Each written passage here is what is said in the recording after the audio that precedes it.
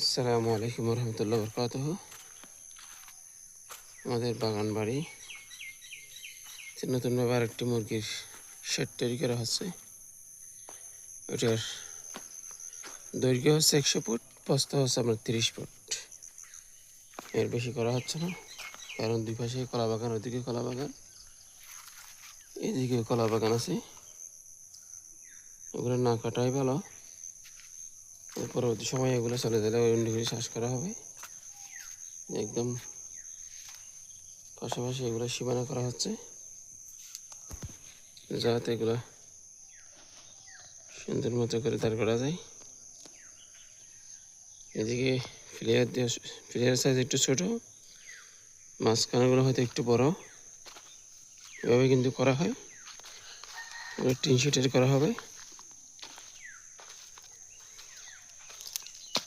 যেদিকে এগুলো সবগুলো দেশি সাগর কলা, পাশাপাশি ছায়ার জন্য তেমন সমস্যা হবে না। একজন দুপাশে কলা বাগানের মাঝখানে একটা মুরগির ফার্ম। এখানে অনেক কিছু করা যাবে, হয়তো দেশি মুরগি, সোনালী মুরগি অথবা ব্রয়লার মুরগি, সবগুলো করা যাবে।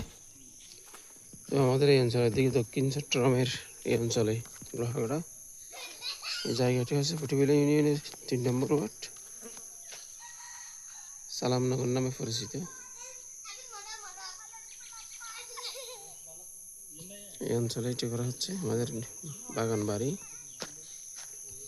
আর ওদিকে একটা পুরাতন আছে, এটা 24 ফিট 120 ফিট লম্বা, 30 ফিট বাই 100 ফিট এটার সাইজ। নতুন ফার্ম,